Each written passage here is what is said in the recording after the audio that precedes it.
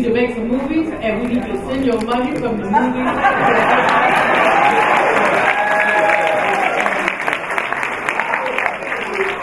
A couple more degrees and become a president. So you can earn your thing. Look, the last panel I was on, I was sitting next to Little Wayne. Right now, I'm just I'm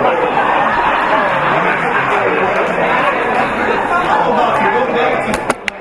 I'm inspired right now. I'm about to get over. I'm like, Terrence J. couldn't dance taxes. He gave $3.8 million to wipe himself clean. So HBCUs have upgraded you today.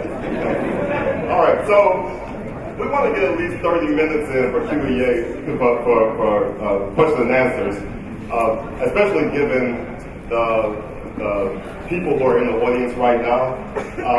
So I do have some specific questions. If we can get through the questions in the next 20 minutes, we can have at least 30 minutes for Q&A. In order to do that, I need you all to limit your responses to under 2 minutes. I know that because of your stature, it's hard for me to interrupt you, but so I'm going to be as simple as possible. So if I'm looking at the audience, that means you have more time. If I'm looking at you, that means wrap it up. All right? That's all I'm going to do. All right? So I want to start off with Dr. Malvo. You talked about the student brilliance at HBCUs, and we all agree that there are brilliance on our campuses. But sometimes the way that the media covers HBCUs and also some of the things that we say about ourselves disguises that. It puts a veil on some of those things that we're really doing. You know, when I was executive director, you know, I saw students building race cars, and you know, I saw nanotechnology labs and all that kind of stuff. What's your perspective on what we can do better to tell our story so that an accurate picture of HBCU gets out there to the people that need to hear it? Well, thanks for the question. I think that our development offices and our other, we are so under-resourced in some ways that we don't have the PR people that we need on our campuses to basically blast the media. But the other piece is that the media is not that interested in us. The media is a lot more interested in talking about a drive-by than about a brain by. So, you know, when you look at some of the things that happen on our campuses, I was with the president and Irene Johnson back in March. That museum at Clark Atlanta is off the chain.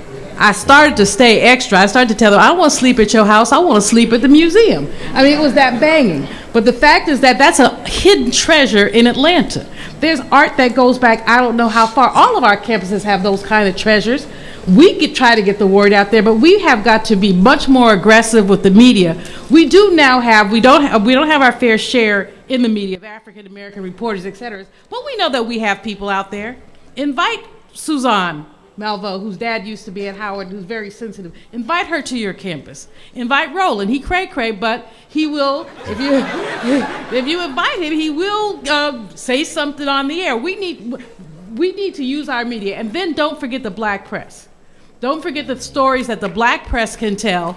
Don't forget about using, you know, our magazines, The Root, the electronic media. Some of us who are of a certain age perhaps do not appreciate how important the electronic media is, but is as important, quite frankly, as the mainstream media.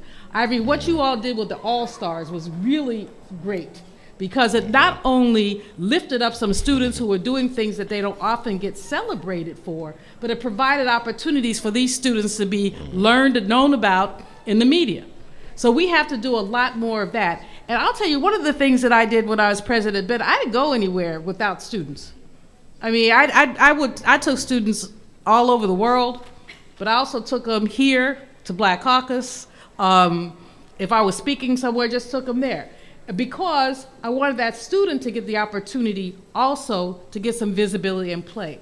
We do have that brilliance there. It is an amazing brilliance, but we do not embrace it. And black folks, I would have to say to us, we have to check ourselves about how we relate to and deal with our HBCUs. We really have to be our own cheerleaders. I will tell you something that happens when I decided to come to Bennett. I got all kinds of reactions from some people saying, have you lost your mind? To my mama saying, have you lost your mind? But one of my sorors who I actually went to undergraduate school with said to me, I don't believe you're going to do that and waste your talent on an HBCU. And I went off on her. But the interesting part about the story is that 2 years later, when her child could not complete a second tier state university, she called me up and said, Malvo, y'all got any openings at Bennett? I said, for whom? I said, is your daughter the one who's an incoming freshman interested? She said, oh, no, that other one. I said, no, that other one can't come to Bennett. That other one done punched out of no place state U, and now you want her to come to Bennett? No. But, you know, the fact is that we do have that discretion from time to time, but respect my school. Don't disrespect my school. So we black folks got to basically deal with that. Yeah, thank you. Yeah, and actually connected to that, President Jenkins, you talked about that dream, you know, and you illustrated very profoundly and beautifully how someone from a very humble background can come to an HBCU and become an HBCU president, become an actor, become a doctor, lawyer, engineer. But there's a lot of things that are happening right now in the policy world that's competing against our abilities to do that. There are these standards and there are these metrics that's coming out. There are these publicized graduation rates. There are states that withhold funding from certain institutions if their ACT scores of the incoming class don't meet a certain mark. So we have all these things that we're competing against. So I want you to speak, within the next 2 to 3 minutes about how HBCUs could hold on to that very important purpose against the backdrop of all these changes that are happening in the policy world. Thank you very much. Let me say that one of the things we have to recognize is that we have to put everything in context. We at Livingstone, as an example, we've created what we call the holistic learning environment. And our goal is, as was the goal from the very beginning, to take our students where they are and to take them where they need to be so that they can command their rightful place in the global society. And that's the challenge that we're facing. I would say to you that we have to tell our story and connect the dots and recognize that we're being judged and evaluated out of context. We take young men and women who really are different because they were not exposed. They did not have the experiences. So they may not, in fact, perform at a level that there's a direct correlation between socioeconomics and academic performance. And we know that. And so we don't make our argument strong enough to say that we have to look at these measurements and take that into account, a weighted measurement that looks at who we're taking in and giving us a chance to be able to say, look at what we've been able to do with these students. We've taken them from here and take them to there, which is a large part of saying that we've done more with less.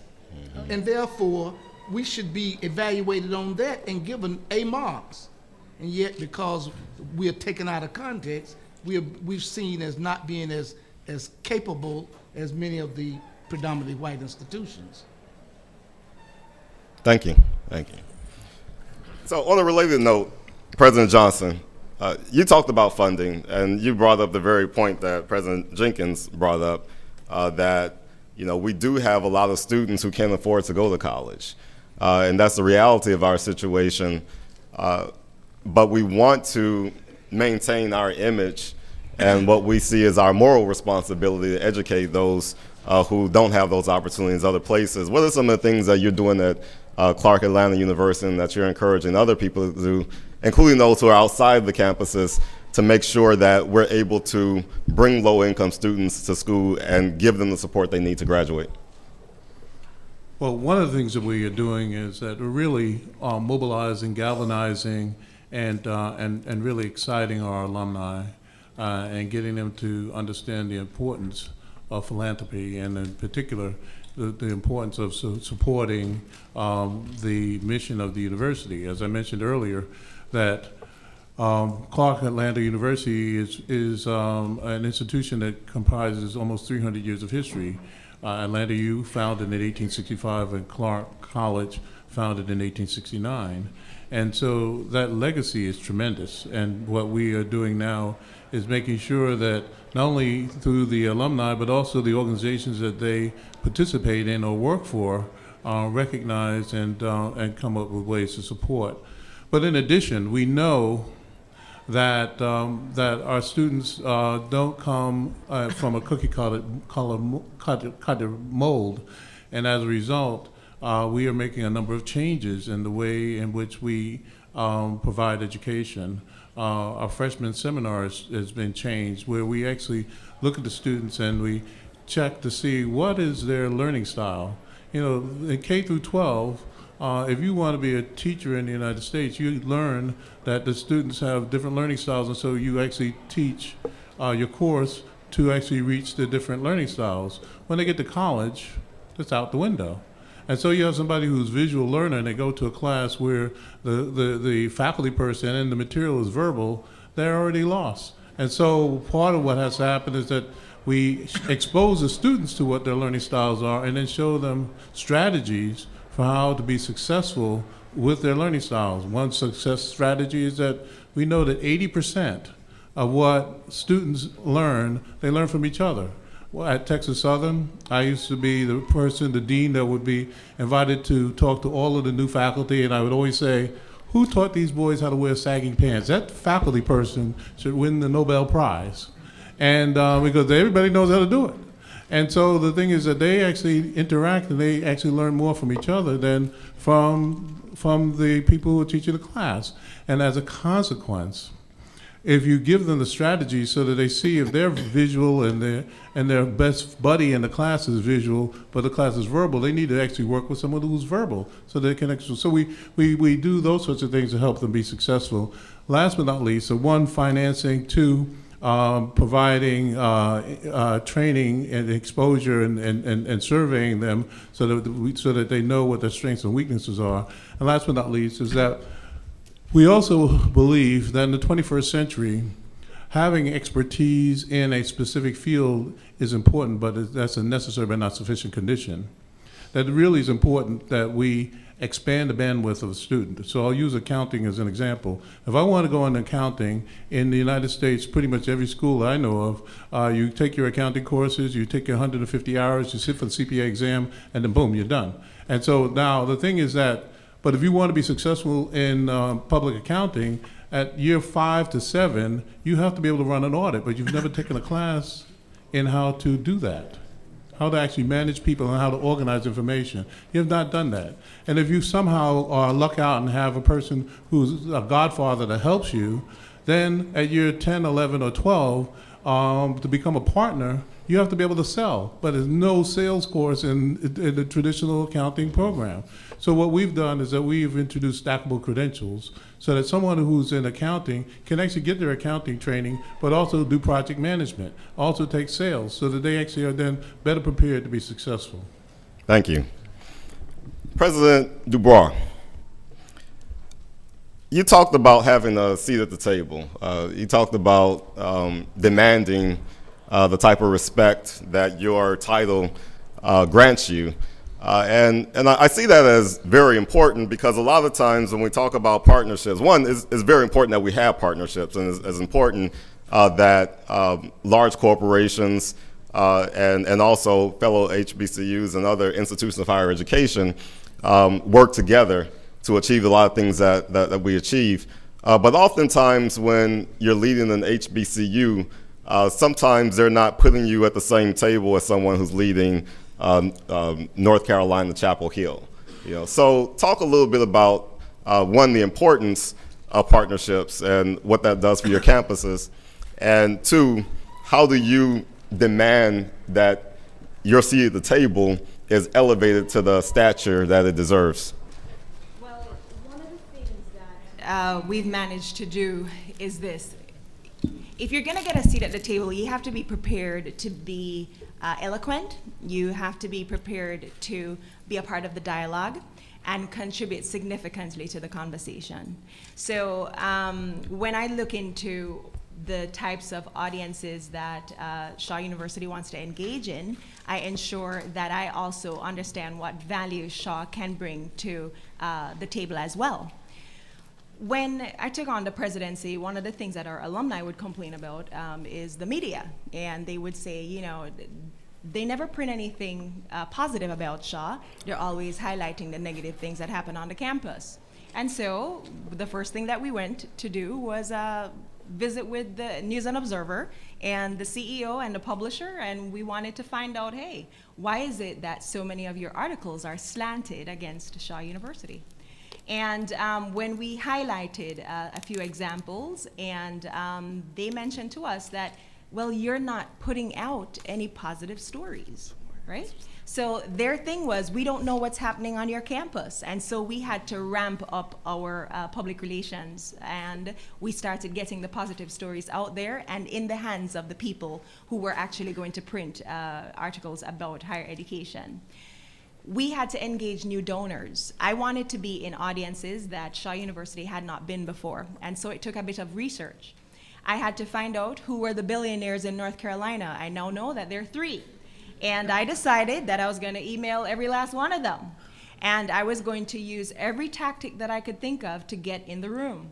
So one of the things that I do is I network myself into rooms by being friends of friends, right?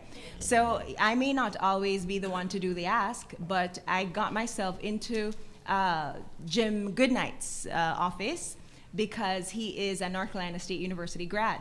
And when I went to speak with him, I said, you know, Jim, and I call him by his first name because you gotta act like you're friends, right?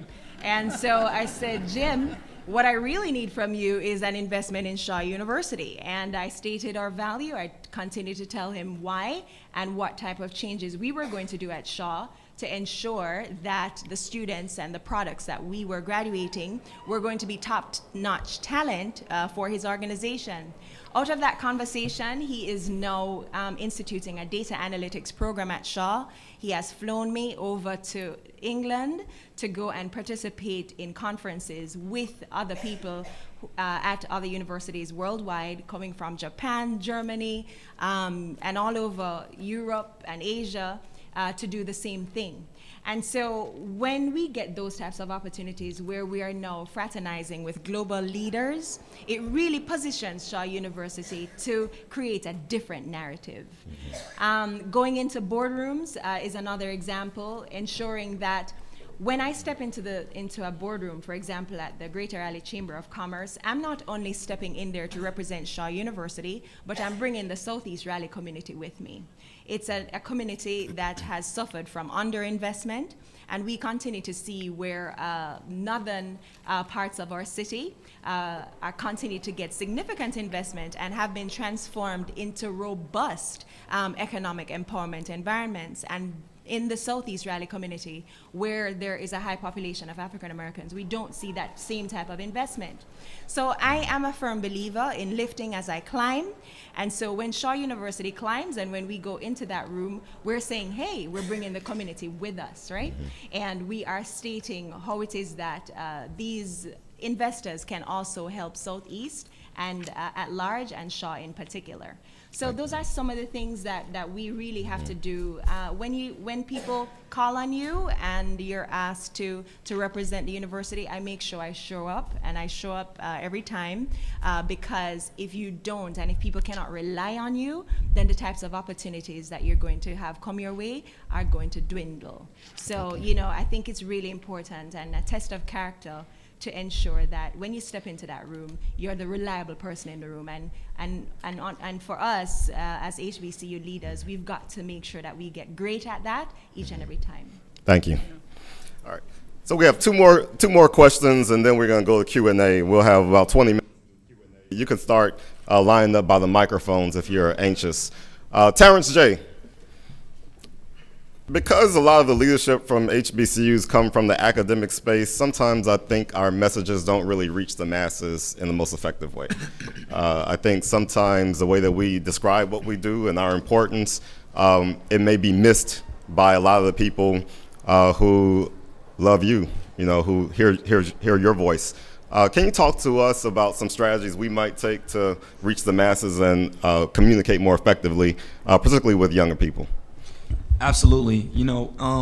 If you're going to sell a movie, there are two different approaches marketing-wise in order to get your messaging out there for a film you're trying to sell, right? You have what we call an aerial game and a ground game. The aerial game is when you see big billboards and radio spots and commercials and things of that nature.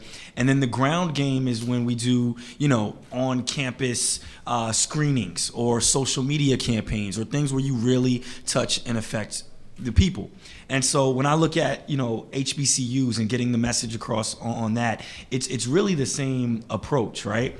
The ground game that we have is being worked on. The aerial game needs to be worked on as well. So when we have, different people at HBCUs across the country, we're spreading the message. We know what's going on. It really takes leaders across the board, from people in the boardrooms to people that are in positions of power to famous people. Me and Taraji P. Henson are always talking about, we got to go to Howard University's homecoming this year, where she went. Will Packer and I are planning to go to FAMU this year, where he went to college, to do some screenings for his upcoming movie.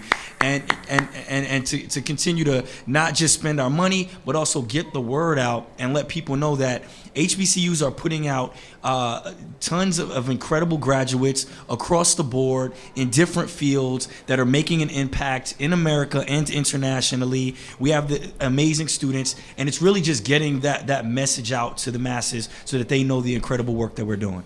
Thank you. All right, so I know there's a lot of people who want to ask questions. I did have one more question, which was directed towards President Boyd. Instead of asking that question, I will ask President Boyd to answer the first question that is asked.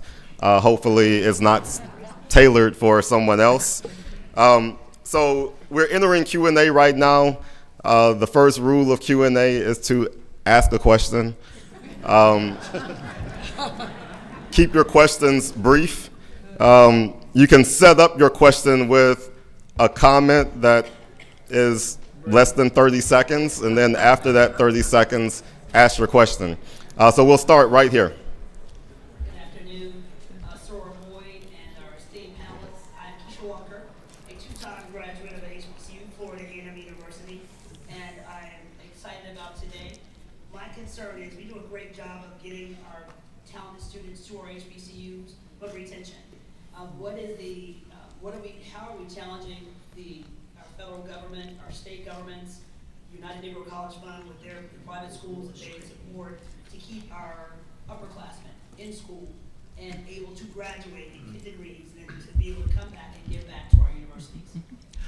That's an excellent question, and I think the first part, though, has to be back on us as a university. We're responsible for retention.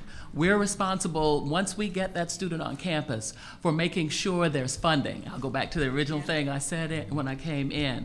We have to raise funds. We call it gap funds at Alabama State, to close the gap. If their financial aid has run out, or whatever is going on in their lives, it is our responsibility to help them navigate federal, state programs, special scholarships, whatever it is that they need to close the gap. It is the university's responsibility to help close that gap. In the state of Alabama, Alabama State and Alabama A&M have the advantage of being the recipients of the funding from a Knight versus Alabama lawsuit, where both our universities got a significant endowment to bring our programs up and to provide scholarships for our students. I know every state doesn't have that, but it is the university's responsibility to make sure we're staying in touch with our students, that they are having significant academic progress towards their degree. We're not letting them just take 4 hours, because you're gonna be there 9 years if you do. We've got to make sure their academic advisors are on them, making sure they're taking the right classes, moving in the right direction. As I told my class of 2020 that just came in, I want to see you in 4 years walking across this same stage. We have to keep telling them that so that they internalize that. I can't stay here 6 years. I can't stay here 8 years. She's going to see me in 4 years walk across this stage. So it is part of our responsibility to raise that money, to find the partnerships, whoever we have to partner with to get the money to come in. And I just wanted to add, I know this is not part of your question, but I'm gonna stick it in before I finish, that we do need to come and have those partners. Fortunately at Alabama State, Steve Harvey has partnered with us. He's paying for 7 students to go to Alabama State University. Right. He is coming on board to help us raise money. So we need partners who have big names. Because when he walks in the room, it's one thing. When I walk in the room, it's another thing. And so that's how we raise the money to close the gap for funding. But also, they have to go to class. We talk about personal responsibility, keeping their grades up, and moving to the next level. And my last thing is a quick recommendation. My great-grandmother said a closed mouth won't get fed. So I recommend to the presidents and to your board members, directors, you've got some phenomenal alumni out there that have a vast amount of resources that can help you with everything from social media to finances. Get someone to ask them. All they want is someone to call, send an email, post a message, and ask for help. Yeah. Because when people you ask, you can receive. So don't be afraid to go back and call and ask your alumni. Thank you. Thank you. Good afternoon, and thank you all for your service to our communities and to our children. I'm Tony Brooks, Miami Times newspaper, Executive Director of South Florida Film Festival.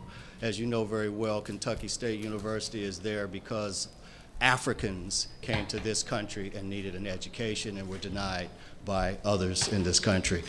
Just real quickly, you mentioned, Dr. Boyd, about the STEM program as it relates to HBCUs. What about STEAM to include the arts? And also we have the Africa Brain Trust upstairs, so we need to teach all of the children and youth, but also partner with our 54 countries in Africa to utilize those resources that every other country is utilizing. You're exactly right. 49% of the HIV positive population. States like Alabama are one of the highest states that have the highest STI rates. How are we protecting our young students because they're not receiving the education in high schools? How are we protecting them, and how are we educating our young men to avoid being in situations where later on down the road they are being accused, or it is coming to light that they have been put in a situation with sexual assault? Thank you. Who wants to grab that one? Well, I'll grab that one because you're right. Alabama has the highest rate of everything, but I mean. But on the campus of Alabama State University, which I do control, as a part of their freshman class, we have an on-campus nurse and an on-campus doctor. And each of their seminars each week has something to do about sexual health, reproduction. We have actually HIV/AIDS research on our campus, so our researchers come and talk about what they look at in the microscope that's going in your body that's going to kill you if you don't, do right by yourself. We have a program that we got federal funding for, the Violence Against Women program, and actually we just say it's a violence against people because we don't just talk about violence against women because violence is violence, but the funding came from the Violence Against Women program. Again, weekly, our students have access to those who have seminars, and we have symposiums to talk about what it means we have self-protection programs, what am I, the word I'm trying to say, but to protect yourself and to know what violence looks like, if you understand what no means no, and yes means yes. And we have to say that to both students. And they have to understand that. So there's the role playing, and it goes on for the entire school year. So we are actively engaged because we do know the numbers, especially in Montgomery, Alabama. And we're trying to educate them starting their freshman year about how they can protect themselves so that they can graduate and be productive. Thank you. Very progressive panel. We're talking about sex, drugs, and we're doing it in a way that respects the topic. I think I saw a few more members of Congress walk in. Senator Holly Mitchell from California. I'm sorry. Got you. There was State Senator Gail Davenport, Clayton. All right, Clayton County, Georgia. And I also saw my good friend Harold Love from Tennessee. All right. So I'm sorry, I'm not going to close the trilogy with a question about rock and roll. So maybe somebody else. Dr. Malvo, thank you for giving me the words. Like you, I too experienced my first battle scars trying to survive my undergrad in a UC school. But I think the nearly 1 million constituents I serve as a California state senator probably benefited from me learning how to fight very early and win. My question, and I think the comment for the other state legislators here in the House, California does not have an HBCU, but through state policy making, we have recently engaged in an MOU with our community college system with 21 HBCUs. So once you get your 2-year degree at a community college, you will transfer to one of these 21 HBCUs and be given full credit for your first 2 years community college. Our job as state policymakers is to keep those community college fees low so they can come to you with their full Pell Grant as we talk about partnerships and the Benjamins. My question to the rest of you who aren't a part of our 21 college MOU, and I hope that the two that are represented today are Atlanta and Bennett, so I'm hoping the rest of you will consider it. Are there other similar partnerships that state legislators, local policymakers here can figure out how to engage? The few states, perhaps in the West Coast, that don't have HBCUs, who can make sure that our children benefit and that we're supporting HBCUs as well. Okay, all right. And before you answer that, although my note says 3:40, I've just been told that we have a hard stop at 3:30, a hard stop. That's about 22 minutes left. There are 8 of you all out here that want to ask questions. 12 minutes. Yeah, 12 minutes. What did I say? I'm sorry. I meant to say 12. I was a deuce online, so it's like I get. All right, so I need everybody's cooperation for us to pull through this. So what we're gonna do is everyone in line right now, you're going to say your question in 15 seconds, 15 and 30 seconds. Just say it, boom, get out of the way, and then keep it flowing. You all take notes on what you hear. In your closing remarks, you will respond to the question that you want to respond to in 1 minute. All right? So go. Hello, as a second-year law student that's very passionate about my HBCUs, graduate of Jackson State, now Thurgood Marshall School of Law student, I want to know at Texas Southern, how can I get involved now as a student in policy making and legislative to pertain the morale of our HBCUs as well as enhance our HBCUs? What can I do now as a student? Perfect. Go. Gloria Doolin Wilson with Eclectically Black News, and I want to applaud my sorors, Julianne Melvo and Dr. Boyd. This is in reference to co-op programs in the college level to help students jumpstart their careers. And the other thing is, what about board of trustees that are not cooperative? Have you had those kind of challenges, and how do you handle it when it's undermining the progress of your schools? Thank you. Also, just to say, I'm also a graduate of Lincoln University in Pennsylvania. Thank you. The first black one university. question apiece. Thank you, though. Thank you. Go ahead. Hello, my name is Kayla Mann, and I'm a senior marketing student at Howard University. And my question is, when engaging with recent alumni, I find that the most common reason that they don't engage in alumni get back is for lack of clarity with the universities as far as where the funds are going. So I wanted to know if any of y'all have a plan to address this and for further engaging some of our alumni that don't get back as often. Perfect. HU. Hey, hi, my name is Isaiah Reese. And my question is, I want to see how I can work with each of you to help build a corporate marketing strategy for each one of your colleges. Clients like mine are Benjamin Crump. I had 42 companies I met with yesterday, and one of the questions was, I can't find black talent. So I want to work with everyone around that, I want to sign up that. Got it. Thank you. Hello, my name is Keisha Jones. I'm currently a junior with the major in nutritional sciences at Howard University from Stockton, Alabama.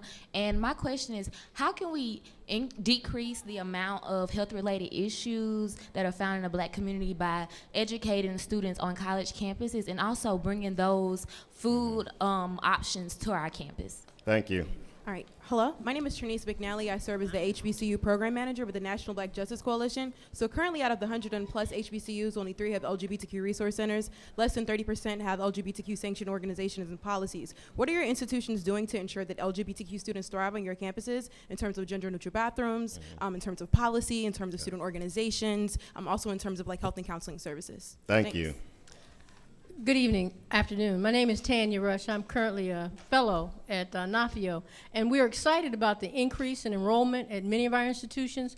But President DeBrois, could you share with us, you seem to have had a 49% increase in enrollment. Could you share with us how that occurred? Thank you. Thank you.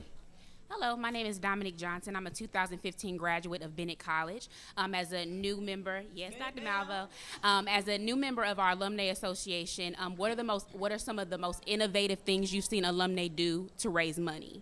Got it.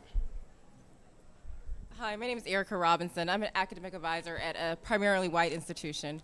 And I've always wanted to attend a HBCU, but hadn't had the opportunity. And I'm looking for a PhD program currently exploring. But I was wondering if any of you have PhD online programs or programs where they're partly online that I could come to the campus but not be in your area. Got it. Hi, my name is Glenda Gill. I have a program called Save a Girl, Save a World that I started at Bennett College, courtesy of Dr. Melvo. We've been able to bring a lot of our resources as outsiders around sponsorships and corporations, and I want to know the process of how we can bring corporate dollars to the university when we're not alumni, but we're just an outside organization trying to help the schools. Thank you. And shout out to Benjamin Crump. Thank you for everything that you do. Thank you. All right. 7 minutes left. Representative Adams has to get the last word. We're going to start with President Dubois. 30 seconds, final comments. Include your social media handle, because I know you do that. And we're going to come back to Terrence J., then bounce it back over to Representative Adams. All right, so we increased our student enrollment by using technology as our major source of outreach to students. In California, we actually recruited students just by cold calls. And what we're ensuring that we're doing is having bold leadership, partnering with organizations that we've not partnered with before, ensuring that they're able to invest in Shaw University's campus, and ensuring that we're able to send our students to them for internships. The support center is here. We're also increasing minority business representation by offering classes on campus, certification programs that can help minority businesses to thrive in our Raleigh community. All and right. lastly, as one more thing, innovation. Be bold. We've got to be bold. If we are not bold and we're not relevant, then the question about relevance is going to keep on coming up over and over again. I stopped answering that question a long time ago. It's about time that we just start talking about our value and what it is that we do well. Good. All right, give up. Okay, well, one, in terms of the question of clarity of funds, that's something that's very, very important. But in addition to making sure that people know where their money goes, it's important to involve the alums in the everyday activities of the university. In fact, that's what we're doing. We're taking affinity groups and connecting them to our curriculum, to our faculty, so that they can actually provide direct information on what actually happens in the marketplace. I just want to also add, in terms of the question of articulation agreements, yes, Clark Atlanta University is part of the agreement with the 2-year schools in California, and I've actually begun a discussion with a technical school in Georgia to design a way in which we can actually start to admit students from technical schools. When I was in the mountains of North Carolina as the dean of the business school there, we established the very, very first transferable technical degree to 4-year school. All right, President, we have a hard stop. Thank you. Thank you. The giving issue is the predominant issue, and that's the issue that I would close with. If the Benjamins are not there, colleges can't give the scholarships that our students desperately need, can't retain the faculty that we desperately need, can't make sure that our buildings and grounds look like something that folks want to go to. So folks need to give. That, I'm not going to answer, none of my colleagues are to answer the question about boards of trustees directly because they still got to work with them. I will simply say this about boards of trustees. Their job is to give. Their job is not to be rolling around somebody's campus trying to micromanage them. Their job is to give. And to the alums as well, I think that alums can play a major role in supporting presidents. I think they can also play a deleterious role when they want to. I hope you don't want to. Again, your job is to give. Presidents can do an awful lot if you are a willing partner and if you are giving. Thank you. Thank you. We also have President Rosalind Clark Artis in the house, Florida Memorial University. One of my alumni institutions. I'm a proud member, proud Lion now, honorary degree. President Jenkins. Well, I would simply close by saying if we would understand that connecting the dots is important and that education is the civil rights movement of our time today. And if we could make that clear that it is the civil rights movement of our time today, then the communication between us and the alumni would be clearer. And we would not be talking about whether or not that you didn't call me or you didn't touch me. You would understand clearly that it's part of the civil rights struggle, and you call us. Thank you. Thank you. Hello. President Boyd. All right. Even though we weren't in the original 21 for California, our application is ready and now to join that illustrious group, and we will be bringing students from California to the great state of Alabama. I want to say for the question, I can't find black talent, I want to say, as Apple did, come to us. We've got a lot of black talent. And just like Apple came and reached out and said, we want your students, come and we'll show you some great and marvelous students. Last point on the LGBTQ, I'm trying to talk too fast, policy. Even though we're in Alabama, we're on it at Alabama State University. My group on campus is called The Alliance, and they are a marvelous group of young people who know who they are and they stand proudly in what they do. All right, thank you. Terrence J. I feel like we're all out of time, so my last words are, once again, it's all about giving, and it's incredibly easy. I think someone said that as alumni, it's important for us to know where our funds are dedicated to, and once you do it, they make it incredibly easy to donate to endowment funds or to donate to a specific department. It's very easy, so make sure we continue to give back. Okay. And I'm signing books upstairs, y'all, after this. Got to give a plug for that. Thank you all so much. Let's thank the panel for everything that they have done. Thank the audience members. Before you leave, we have to give some respect to the one who brought us all together. And that is my sister on the Hill. Let's thank this tremendous moderator here, Dr. Tolson. And I want to thank my staff. They're walking around. Until we finish our closing remarks. I'll text y'all. I'm supposed to be upstairs right now. Please get away from the stage until the Congresswoman has finished her remarks. I'll just be a minute if you give me that. Let me just thank all of you for being here. I want to thank our wonderful panelists. They were just tremendous. Obviously, this was a session that people wanted to get into and wanted to come. We thank you for that. I want to thank my staff and our wonderful moderator. He did a tremendous job. And I just want to say to Terrence, as not only a good Aggie, because that's what Aggies do, all the great things that he's doing, and to all the Bells out there, to all of my sorors as well. I just want to say, Terrence, my story is just like yours.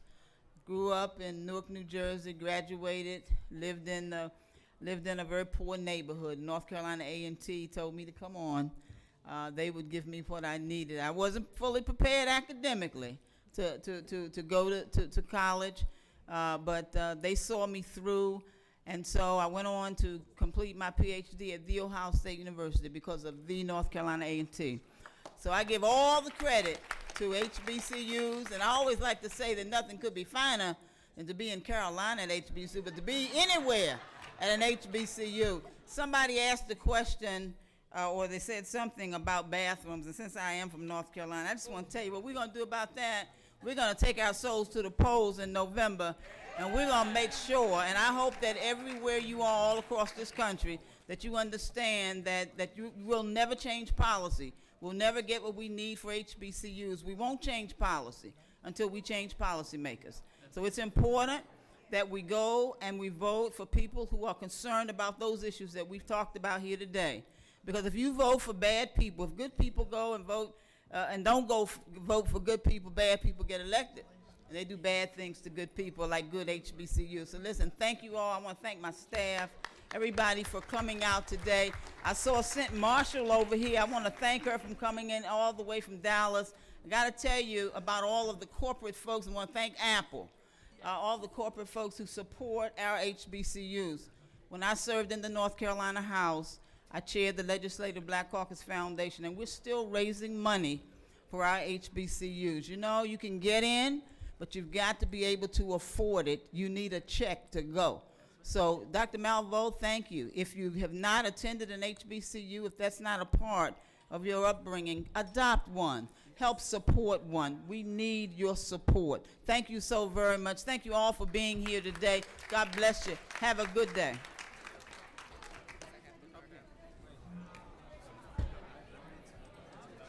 Did you hear about Dr. Harlow?